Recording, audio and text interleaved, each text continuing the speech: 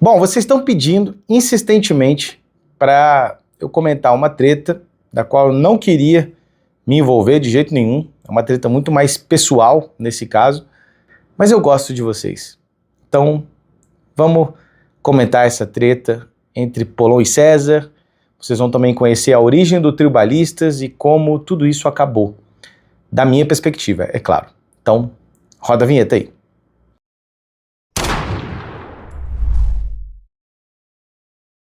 Para quem não me conhece, eu sou o Thiago Almeida, eu sou atleta, instrutor de tiro e eu trabalho aqui no Diário do Atirador, produzindo conteúdo aqui na internet. Antes do Bolsonaro, o Diário do Atirador era o maior e mais relevante canal do segmento aqui no Brasil.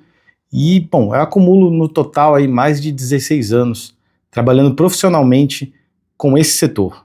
E durante toda essa trajetória eu tive a oportunidade de fazer grandes amigos, alguns inimigos, e principalmente eu tive a oportunidade de acumular dezenas de decepções. Nesse vídeo, então, eu vou abrir a minha versão de como surgiu o Tribalistas, como que eu, César e Polon começamos a produzir conteúdo naquela época, como que aquele trabalho acabou sendo uma parte importante do desenvolvimento do ProArmas e como tudo desmoronou como se fosse um castelo de cartas.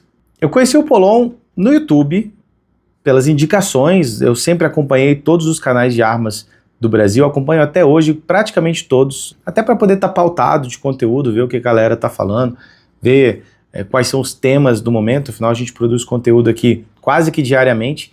Então o Polon um belo dia apareceu na minha timeline e eu falei, cara, esse sujeito tem o dom da palavra. A mesma coisa aconteceu com o César. Na época eu me lembro que a minha filha estava nascendo, foi julho de 2019, naquele mesmo período onde toda semana saiu um decreto novo, né? Tinha decreto que literalmente ficou em vigor há alguns dias. E toda hora tinha demanda por atualizações com relação às mudanças na legislação que estavam acontecendo naquele início do governo Bolsonaro. E a minha filha estava nascendo, eu estava no hospital com a minha esposa e tudo. E um dia eu gravei um vídeo no carro e eu falei, se vocês querem atualizações bem fundamentadas sobre o que está mudando na legislação aí, minha filha nasceu, eu não vou ter como produzir conteúdo agora, sigam esses 3 canais aqui, César Mello, Marcos Polon e Fabrício Rebelo. Naquela época eu já conhecia o trabalho do Fabrício Rebelo, mas eu tenho quase certeza que eu não o conhecia pessoalmente ainda. César e Polon, muito menos. Então um belo dia eu estava na minha loja, na camuflagem, no balcão, e o Polon entrou porta dentro e veio me cumprimentar, disse que era fã do meu trabalho, etc, etc. E eu falei, porra, também sou seu fã, tô assistindo seus vídeos, acho que você tá indo muito bem e tal. A gente trocou telefones e as coisas foram acontecendo. A gente foi conversando em grupo de WhatsApp, tinha grupo de WhatsApp de produtores de conteúdo e tal. A gente já tinha o telefone de todo mundo. E um belo dia a gente resolveu fazer uma live e uma live juntos. Eu, César e Polon. Eu não me lembro exatamente qual foi o tema, nem qual foi a necessidade. Eu sei que a live deu mó sinergia. O pessoal gostou muito. A gente fez mais um episódio, fez mais outro. Aí a gente combinou de fazer cada vez no canal de um, para que a gente pudesse dividir os superchats, que a galera mandava bastante naquela época. Precisávamos de um nome, e naquela live surgiu esse nome, Tribalistas, e assim a gente tocou essas lives por, sei lá, 3 anos. A gente não tinha pauta, a gente decidia o que ia falar na véspera. Era meio que uma mesa de bar onde 3 amigos conversavam sobre o que tinha acontecido na semana, interagia com o chat, etc. Era bem claro pra gente, as pessoas adoravam aquele programa, até hoje perguntam o que aconteceu, por que parou. E pra mim, especificamente, aquele programa sempre foi um grande sofrimento. Eu passava noites sem dormir, sempre depois dos episódios, porque a gente acabava falando muita coisa, e às vezes passava do limite, e era uma época de censura, onde tinha uma perseguição enorme a quem falava nas redes sociais. Eu me lembro que eu vivia com medo de ser preso a qualquer momento. Eu acordava às 6 da manhã, fazia um café e ficava esperando quando que ia ser o dia que a Polícia Federal ia bater na minha porta. E eu tenho loja, tinha filho pequeno, aquilo nunca foi gostoso para mim. Era legal fazer o programa, era legal interagir com a galera, era legal ver o feedback das pessoas, mas eu me sentia aliviado sempre que o episódio não acontecia naquela semana. Tantos foram os episódios que a gente teve que deletar depois que publicou, e a gente começou até a ter o bordão, né, que o Tribalistas se assiste ao vivo, não existia nenhuma garantia de que o programa estaria no ar no dia seguinte. Então foi assim que eu, César e Polon fomos ficando amigos de certa forma até um tanto íntimos. Eu frequentei a casa dos dois, conheci a família dos dois, confessei dores, anseios, até da minha vida pessoal. Em 2020, o Polon veio com a ideia de fazer o 9/7, plena pandemia, todo mundo trancado em casa, um vírus circulando, a gente ainda não tinha muita ideia do que era. Ele veio com essa ideia e, apesar de eu achar uma maluquice, eu entendi o que ele queria fazer. E eu achava que aquilo tinha bastante potencial. Então eu sentei com o Polon naquela época e a gente fez um acordo de cavalheiros, que o que quer que aquilo virasse, a gente nunca abriria mão de pelo menos 3 pautas para o movimento, que era o fim das hostilidades em relação aos CACs. Naquela época, CAC era sinônimo de bandido para a imprensa, a manutenção dos direitos conquistados até então, com as portarias e decretos, e a gente queria uma segunda emenda brasileira, colocar na Constituição que o direito de acesso às armas jamais seria violado. Fizemos esse combinado e eu falei que eu iria embarcar nessa ideia com o Polon. E naquela época a gente não fazia nem ideia do que ia acontecer. Todo mundo estava sendo preso na direita, né? A Sarah Winter estava presa, o Oswaldo Eustáquio estava preso, mas um monte de gente estava sendo perseguido. E a gente resolve fazer um movimento por liberdade de acesso às armas na esplanada dos ministérios, só que a gente ia seguir com rigor o que a democracia brasileira e a Constituição brasileira nos garante. Não iríamos sair daquilo. A gente não ia pedir golpe militar, a gente não ia pedir nenhum tipo de ruptura dos poderes, a gente ia pedir unicamente direito de acesso às armas. E a gente ia fazer isso vestido de branco, a gente ia fazer isso com um distanciamento de 1 metro um do outro, marchando em céu aberto no gramadão de Brasília com um carro de som. E deu gente pra caramba. Mais ou menos naquela época, eu não me lembro o que aconteceu primeiro, agora de cabeça eu não me lembro se foi nessa época ou antes disso que eu fiz o lançamento do meu curso Fundamentos do Tiro Dinâmico Online, que foi basicamente eu gravar um curso que eu fazia, que eu rodava o Brasil, que eu viajava, e que ensinava as pessoas metodologia de treino com arma de fogo. E esse curso foi um sucesso, né? A gente rompeu todas as expectativas, muitas pessoas aprenderam a treinar e a gente tem um feedback excelente desse curso até hoje. E na época eu usava a plataforma da Eduz. E um dia o Polon me perguntou como é que era isso, como é que era a plataforma da Eduz, etc., porque ele queria implementar isso no ProArmas. Eu lembro que até foi minha esposa que ajudou ele a usar a plataforma, ou ele, ou a esposa dele, sei lá, a usar o básico ali para cadastrar os cursos na plataforma. Eu também fiz uma doação de um curso básico de Fundamentos do Tiro para o ProArmas colocar na plataforma. E aí o Polon começou a ter aquele plano de assinatura, né? O 38, o 357, papapá, vocês sabem como é que era. Eu nunca soube quantas pessoas assinaram a plataforma do Polon, mas eu me lembro perfeitamente de, por diversas vezes, chegar no Polon nos pós-lives do Tribalista, quando a gente acabava a live e ficava conversando entre a gente no chat privado. Eu me lembro de falar por diversas vezes, Polon, você tinha que deixar mais claro para as pessoas como é que funciona o apoio ao ProArmas, porque, bom, algumas pessoas acham que é uma associação, que vai ter prestação de contas, tem gente que está cobrando prestação de contas, e o Polon era muito incisivo no sentido de falar que não ia ter prestação de contas, que a estrutura do ProArmas era uma estrutura de empresa. Então isso era de conhecimento de todos nós, tanto minha quanto do César. O César, inclusive, era um dos que dizia que o Polon estava certo, que tinha que ser assim mesmo, e que a minha preocupação era infundada. Passado um tempo, o Polon começou a manifestar isso expressamente nas lives. Ele dizia, não tem prestação de contas, se esses R$ 38 que você paga por ano aí fazem falta para você, não pague, não vai ter prestação de contas. Se vierem me perguntar, eu vou dizer que gastei com charuto, puta e uísque. Era exatamente assim que ele falava. E volta e meia eu perguntava pro Polon, Polon, a parte tributária, tá fazendo certinho? Querendo ou não, cara, se der um problema aqui, vai dar um problema para todo mundo do segmento. E ele me dizia, não, a gente tá fazendo tudo certinho, e de fato fez tudo certinho. Todo mundo que filiou ao ProArmas naquela época, que assinou a plataforma de cursos, recebeu sua nota fiscal, etc. Até então não existe nenhuma evidência de que qualquer ilegalidade foi cometida ali naquela época, e eu também acho difícil as pessoas dizerem hoje em dia que não sabiam que era assim que o ProArmas funcionava, da parte financeira. Eu nunca recebi nenhum centavo desse dinheiro. Inclusive, era uma coisa que eu comentava muito com a minha esposa. Eu não estou ganhando o suficiente para me expor ao risco que a gente se expõe todas as semanas. Por isso que eu falo que era sofrimento para mim o programa do Tribalistas. Eu ficava tenso. O César tinha seus anseios políticos, ele sempre deixou isso muito claro, que ele queria entrar para a política. O Polon dizia que nunca iria ser político, mas estava sendo bem remunerado, né? Estava sendo bastante financiado pela galera para assumir aqueles riscos que ele assumia. Eu não, eu estava na merda.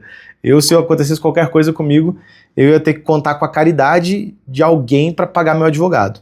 Eu tinha meus cursos online, aquilo é o que me sustentava principalmente.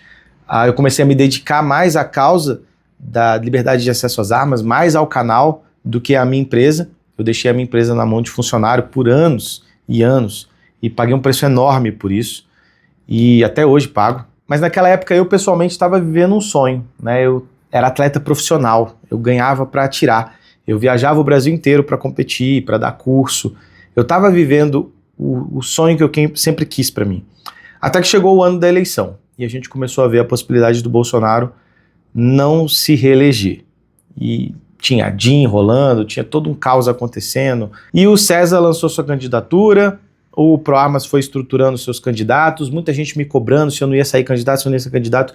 Eu nunca quis sair candidato, eu nunca quis me envolver com política, eu nunca quis parar aquele sonho que eu estava vivendo como atleta, que é o que eu amo fazer. E um belo dia, eu na casa do Polon, ele me disse que sairia candidato. E aí eu falei, cara, isso vai chocar as pessoas, e isso pode ter consequências irreparáveis para o ProArmas. As pessoas ouviram você a vida inteira dizendo que você não seria candidato, agora como que você vai explicar que você fez tudo isso para virar deputado federal? E ele me disse que achava que assim ele ia contribuir muito mais com a causa, porque ele tinha sido expulso do plenário na luta do 3723, e como deputado jamais alguém poderia expulsar ele do plenário de novo. Comprei aquela ideia e apoiei o Polon e apoiei todo mundo que foi candidato pelo ProArmas. E logo depois da eleição, aquele caos acontecendo, o pessoal na frente de quartel, eu me posicionando contra tudo aquilo que estava acontecendo, tentando estimular o máximo de pessoas que eu conhecia, que estavam próximas de mim, a não se envolver com isso, porque eu tinha certeza absoluta que o Bolsonaro não ia fazer nada, que o Exército não ia fazer nada, e que todo mundo que tivesse envolvido com isso, direto ou indiretamente, teria problemas gravíssimos com a lei, depois que o Lula assumisse o cargo, e ele ia usar isso politicamente para endurecer o regime ditatorial que ele queria implementar no Brasil. E não deu outra, né? Naquela época eu me lembro de ir com o Polon no Congresso, a convite dele, ele não era deputado empossado ainda, ele estava vendo coisa de gabinete, qual ia ser o gabinete dele e tal. Eu fui com ele, e ele me contou algumas articulações que estavam acontecendo de bastidores do governo de transição e do risco de confisco real que acontecia. Eu acionei algumas pessoas próximas de mim que tinham bastante proximidade com o governo Lula, coloquei inclusive alguns deles à disposição do Polon, mas o fato é que sim, nós tivemos um risco gravíssimo de confisco naquele momento. A primeira decisão do Lula seria pegar aquelas adinhas do Supremo, considerar todos os atos do Bolsonaro nulos de direito, então todos os CRAFs seriam cancelados, as lojas e clubes que foram abertos nesse período teriam seus CRs cancelados e as armas seriam confiscadas. Esse era o plano inicial deles. E de fato conseguimos, estamos até hoje aqui e estamos com as nossas armas, inclusive as restritas, inclusive as de calibrão. Mas já naquela época, o César e o Polon começaram a atritar. E eu já tinha visto que talvez ali alguma coisa tinha acontecido e eu não sabia explicar ou não sabia entender o que era. Imagina a minha situação, né? Eu achava que eu era amigo dos dois. Eu me via numa sinuca de bico ali, eu não podia comprar lado. Eu gostava dos dois de verdade. Mas o César estava guardando isso para ele. Ele foi levar isso à tona na Shot Fair 2024, né? Foi na Shot Fair 2024 que ele resolveu puxar o pino da granada e começou a falar um monte de coisa e falou comigo no privado um monte de coisa. Algumas coisas ele não conseguia provar, não tinha provas do que ele estava falando, algumas acusações graves em relação ao Polon, tanto como o Polon deputado, como o Polon pessoa, família, etc. Não tinha prova do que ele estava falando, mas ele ele dizia que era necessário neutralizar aquilo que ele ajudou a construir, e que eu deveria fazer o mesmo, porque fomos nós, tribalistas, que criamos esse monstro chamado Polon, vamos dizer assim. E eu confesso para vocês que eu comprei uma parte dessa narrativa porque o Polon praticamente não me atendia mais, eu não conseguia mais falar com o Polon, o meu amigo tinha desaparecido, ele morava a, sei lá, 200 metros da minha loja e eu não recebia uma visita do Polon desde que ele se tornou deputado. Ele foi me visitar na loja, sei lá, meses e meses depois, acho que ano depois. Ele vivia dizendo, vem aqui no Congresso, não sei o quê, vem no meu gabinete, vem ver como é que é o porradão aqui. E eu falava, cara, porra, eu ia aí, tudo bem, eu moro em Brasília, mas pra eu ir no Congresso eu tenho que botar terno, eu tenho que, porra, estacionar o carro num lugar que é chato pra caralho, pegar fila. Puta saco entrar no Congresso. E é uma missão de um dia, né? E eu correndo atrás do prejuízo, como dono de loja, dono de clube financeiramente gravemente afetado, né? Matando um leão por dia, literalmente. E eu comecei a me sentir meio que abandonado, assim, pelo Polon. E eu comprei essas narrativas, né? Porra, será que o Polon tem alguma coisa a ver com tantas derrotas que o segmento vem sofrendo? E me deixei ser influenciado pelo César, e embora todo mundo falava ao meu redor que o César mais cedo ou mais tarde ia se voltar contra mim, que mais cedo ou mais tarde, se fosse do interesse dele, ele ia passar o carro em cima de mim, que ele nunca foi meu amigo, que ele não tem amigo, etc. Era o que eu ouvia de todo mundo. Mas eu precisei sentir na pele para entender, né, e para reconhecer que aqueles meus amigos estavam me dizendo a verdade e uma preocupação sincera que eles tinham. E isso culminou na última discussão que teve no nosso segmento lá em dezembro, virada do ano ali, quando saiu o decreto 11.615, onde as confederações foram acusadas de estar por trás de tudo aquilo ali, e eu sabia que era mentira. Eu sabia que era mentira, porque eu acompanhei os bastidores de tudo isso. E eu falei pro César, César, isso é mentira. Isso que você está levantando não tem nem fundamento, não tem nem cabimento. O alto rendimento, por incrível que parível aí, tem muito mais a ver com aquela discussão que o César levantou sobre a validade das provas do que atuação de confederação. Uma coisa que o Fabrício Rebelo sempre disse é que o que tinha em nosso favor é a burrice e a preguiça dos nossos opositores. Eles não sabiam nada sobre como funcionava o nosso segmento e se recusavam a estudar. Mas depois desse grupo de trabalho formado e tudo isso que aconteceu, tinha pessoas específicas acompanhando tudo que a gente fazia, assistindo tudo que a gente produzia e entendendo ali exatamente como que o segmento funcionava para poder destruir ele por dentro. E fizeram isso, mas mesmo assim a gente continua aqui até agora. Pois bem, foi quando eu falei com o César que ele estava entrando numa roubada e na época Giovanni Roncalli entrou nisso, um monte de gente começou a falar sobre isso. Bom, todos eles, até o momento, já me pediram desculpa, com exceção do César.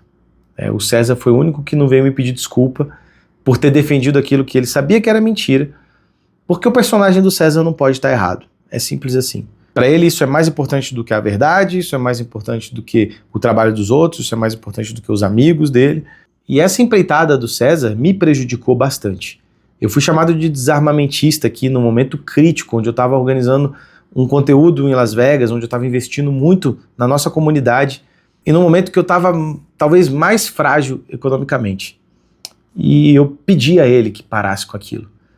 E sabe o que ele me falou no privado? Ele me disse, Thiago, tem uma cruz ali.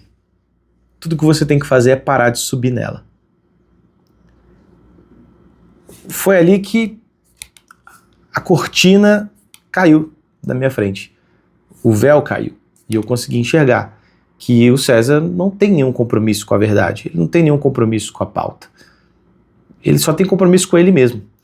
Para ele foi interessante fazer o sindicalista do tiro, o personagem. Para ele estava relevante, estava tendo muitos likes, muitos views, muita relevância. E sem nem pestanejar, ele não teve o menor pudor em pegar um corte de uma live minha, onde eu tinha um convidado que estava contando uma história das armas dele que tinham sido roubadas. Ele pegou um corte do meu convidado dizendo, o César não é atleta, ele é armamentista. Um trecho cortado de um momento onde nós estávamos falando bem do César, nós apenas estávamos dizendo: o César é uma pessoa que é importante para a causa, a forma como ele se comunica com as pessoas cativa as pessoas, mas ele não sabe do que ele está falando, ele não é atleta, ele não vive esse meio, ele não conhece as pessoas que estão em volta disso, ele não atira.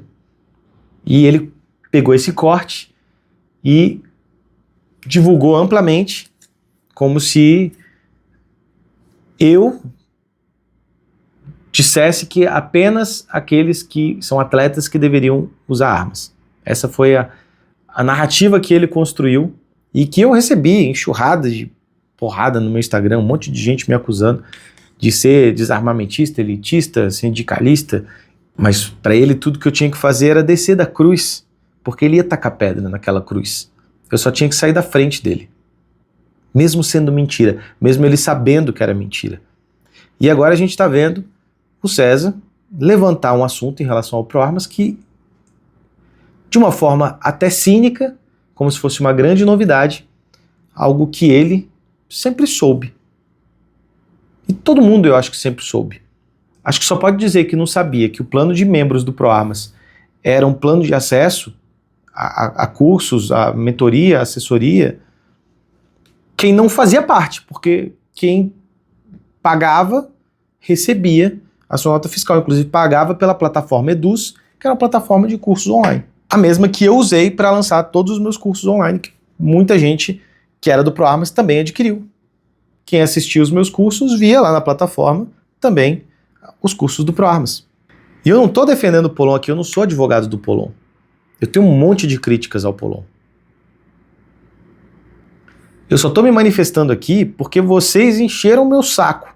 E eu acho que é importante contar a verdade. Mais uma vez, eu estou comprando uma briga pela verdade. Não é por mim, não é por Polon, não é por César. Eu acho que o nosso segmento, pelo menos em público, deveria parecer unido, lutando em prol de uma causa comum.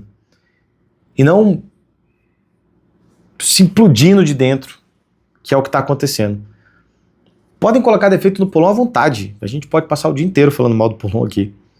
Mas eu acho que é melhor ter um Polon lá dentro do que não ter. O ProArmas foi o mais perto de uma NRA que o Brasil já teve. E ele passou por um momento de muita dificuldade depois que o Polon entrou para a política. Eu posso dizer que foi um erro? Eu não sei se foi um erro, se não foi um erro, eu sei o que foi. Nenhuma outra entidade representativa jamais chegou tão longe quanto o ProArmas conseguiu chegar. E talvez isso tenha alguma relação direta com o fato de que por trás da AMPA existia um Polon que monetizava essa luta. Eu fui presidente da Federação de Tiro Prático do Distrito Federal aqui, e uma coisa que eu falava o tempo inteiro para a nossa diretoria: a gente tinha que dar um jeito dos administradores da federação ganharem salário. Os diretores precisam de salário, porque fazer de forma voluntária não dá certo. A gente só vai mexer nisso aqui quando sobrar tempo.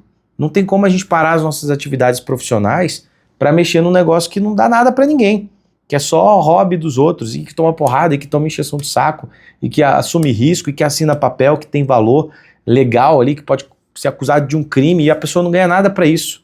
Para mim isso nunca funcionou, esse modelo associativo nunca funcionou, e deve ser por isso que nenhuma associação até hoje chegou sequer aos pés do que o ProArmas conseguiu chegar. Por quê? Porque Polon estava monetizando em cima, ele tinha todos os incentivos econômicos para lutar por essa causa, e ele tinha um resguardo financeiro para se arriscar. Passou, sei lá quantos anos longe da família dele, assumiu o risco de ser preso. Eu assumi esse risco também sem ter o background financeiro, porque eu sou um idiota. Mas convenhamos, a maior parte das pessoas não vai fazer isso. É por isso que nunca fez. Tantos outros ativistas aí hoje estão cuidando de suas próprias vidas, estão monetizando em cima do trabalho, porque é assim que tem que ser. Afinal das contas, todo mundo tem conta para pagar, e esse não é um país fácil de viver, não. Então o que eu penso dessa treta? Eu acho que se envolver numa briga pessoal entre duas pessoas é uma baita de uma burrice. Destruir o nosso segmento por causa de uma treta pessoal entre duas pessoas é absolutamente insano. Eu acho que os dois não vão parar de brigar, e eu não tenho nenhuma esperança de que um dia eles se reconciliem. Mas eu desejo profundamente que eles guardem isso pro pessoal deles. Vão brigar na justiça, marca meia hora de porrada e resolvam isso, mas não exponham a nossa categoria, não exponham lojas, clubes, CACs. E você que está aí, não compre um lado, não compre um lado, não seja trouxa de ser manipulado, como, sei lá, eu fui.